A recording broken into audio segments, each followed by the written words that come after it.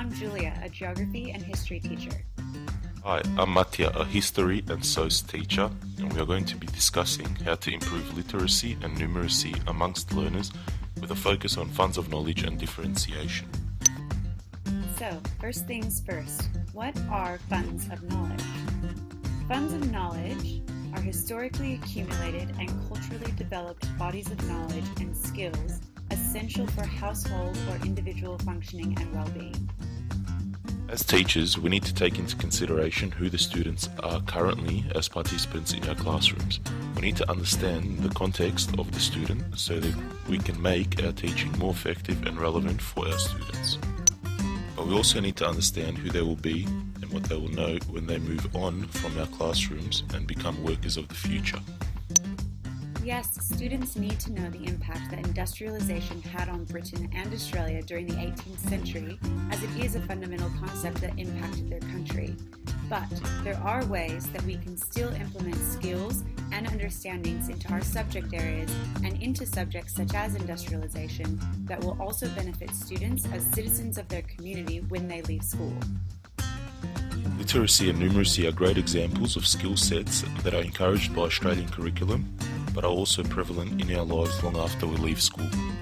A good place to start when you are planning to include literacy and numeracy into a lesson is to think about what engages students in their own world. So we asked two students, Lily and Ivana, who are in their middle years of secondary school, to tell us what it is that they enjoy doing outside of school in order to begin our planning on the right foot. Ivana is a Year 10 student, and through our interview we found that she is very active in her local community through a number of activities. Due to her Croatian background, she has strong links with the Croatian community both in Geelong and Melbourne, as she is very active through sports and cultural events.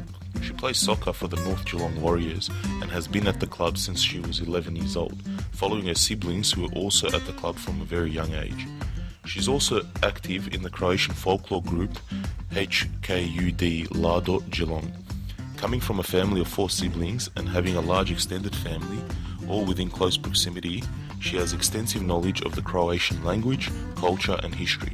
These factors have fostered a strong interest in health and food, which she combines to try and make a difference in her family's diet and health. Lily is a Year 9 student who is very active in water polo, where she has been selected to state teams and competed all around Australia. She also competes for the academic decathlon team for her school and has an incredibly close bond with her family.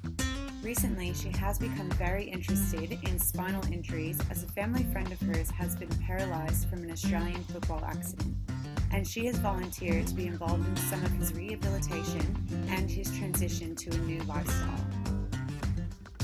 The next step to our research was to give an assessment for learning using excerpts of literacy and numeracy tests to see whether there might be areas for improvement. Both students come from a different cultural background and are from completely different parts of the state, but still struggled in similar areas of their literacy and numeracy tests. Some of their areas of difficulty included inference, analysis of the literature, and statistical literacy, mainly focused on graphs and tables of data. With the information from the funds of knowledge interviews and the assessment for learning in literacy and numeracy, we are hoping to accomplish the following in a Year 9 history class. 1. Improve areas of low understanding in literacy and numeracy. 2. Incorporate flexibility for students in the activity in order to allow for the differentiation amongst the students and maintain relevance for each student. And 3. Promote usable and robust knowledge through authentic activity in our method area of history.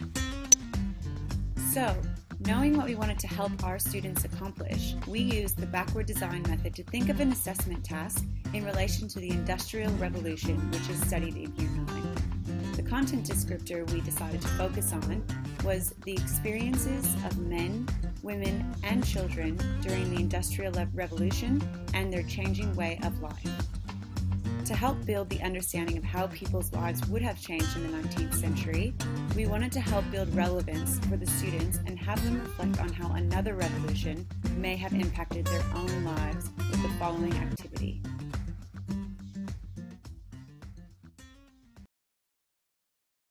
Created using Powtoon.